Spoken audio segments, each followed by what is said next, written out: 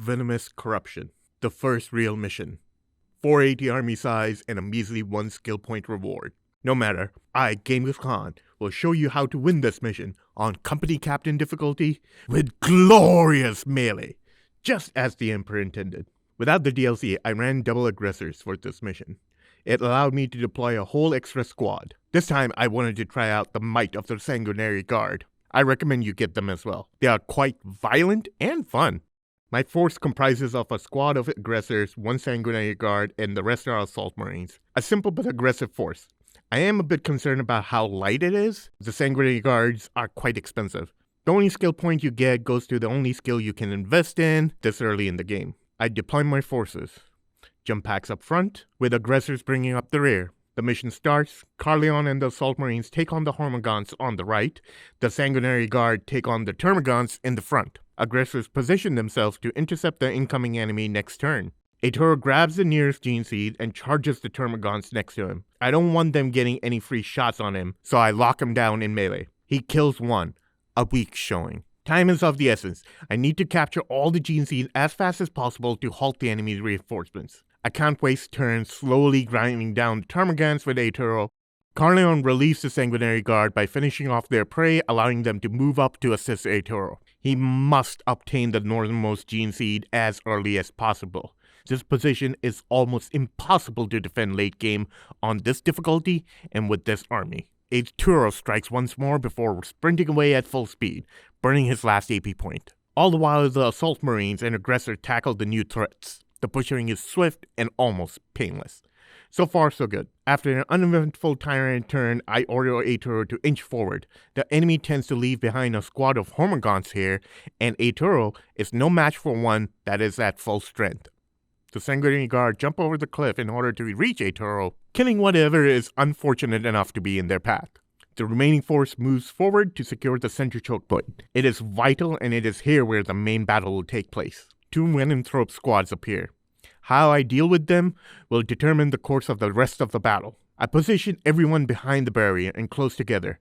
My hopes are to bait the beasts into using their AoE attacks instead of their tentacles. The poison and the damage of the tentacles can bring low even the mighty aggressors. I am tempted to go out and meet them in battle, but I know the second I grab the Northern Gene Seed, a whole host of Tyrants will appear, making a tactical fallback difficult.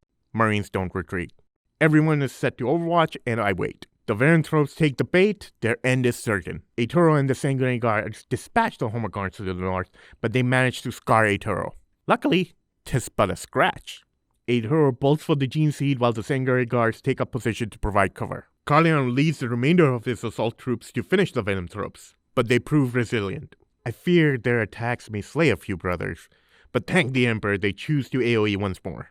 Though less damaged, 3 straight rounds of it are starting to take a toll on my army. I show no mercy. Eitoro grabs the Gene Seed. I have to make a critical decision here. Go back around the safe but longer path? Or follow the route the Venomthropes took? It will be faster, but I run the risk of being caught by the enemy reinforcements. I opt for the latter. Against my better judgment, I push my aggressors forward. I need someone to provide cover as Eitoro makes his run. I don't see the enemy, so I believe I am in the clear. I wait the Tyrants move. They stop way short of reaching Eitoro.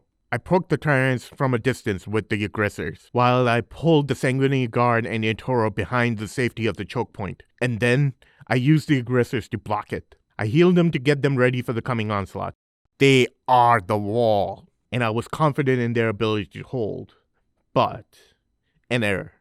A miscalculation on my part. It is only after I end the turn that I realize I did not pull them back far enough. The Venomthropes reached them and locked them down in zone control. Far more enemies showed up than I anticipated. I am in trouble. The aggressors will not survive this, and if I lose them here, I lose this mission. The only sign of relief was the Venomthropes using their AoE attack instead of melee. The Emperor is smiling upon me, and the aggressors will live to fight another day. But they aren't out of danger yet. I must save them. So I do what must be done. A single squad of Assault Marine charges in. They cover the aggressors' flanks in hope to prevent them from getting surrounded. They will not survive this, but they will die for the sake of the mission. Under a hail of supporting fire, both the aggressors and Assault Marines take on the venomous beast. 2 Venomthropes fall in exchange for 1 Marine. Another falls to poison. The remainder are finished off by a swarm of Hormigons. The aggressors still stand thanks to their sacrifice. Arturo grabs the gene seed and sprints towards the next. Carleon and the remaining force unleashed bloody vengeance on the remaining Nids, wiping them out and allowing the aggressors to fall back. I tried to position everyone behind the second choke point and tried to delay the fight until I can heal everyone back up to healthy levels. I finally secured the last objective. This ends the enemy's reinforcements. I then continue my tactical fallback, trying to buy time to heal as many units as I can before the final push. A double heal combo thanks to a full momentum bar stabilizes my most critical units. I tried to bait the Nids to come further into the second choke point. They refuse. Clever girls. If they will not approach, then the heirs of the Red Angel will come to them. I notice a ranged unit is blocking the choke point. This is good. Ranged units can't use zone control, so I can walk past them safely. I use this opportunity to block the choke point once again with my aggressors, but this time I keep Arturo close to them. They will be taking on the brunt of the Tyrannus Fury, so I need them to be healthy. The enemy still outnumbers me. The blockade works splendidly. I dispatch the last of the Venanthropes and butcher the rest as they pile in, like cattle to the slaughterhouse. My aggressors have been working overtime. Their full momentum bars put a smile on my face. Time to end this. I surge forth, the aggressors leading the charge with fire and fury. I split their damage between 3 enemy squadrons which are at full health and full unit count. As I have advised before, wiping a swarm unit isn't necessary. The sanguinary guard follow, easily dispatching the broken stragglers and locking down the remaining Hormigons. I noticed they have 100 momentum, and I don't know when they reached it, but it doesn't matter. The game is over. The enemy is broken, and what they have left is of no threat to me. I clean up the last of the Nids and claim victory. The first mission is over. On to the next. Hey guys, that was just a walkthrough that I did.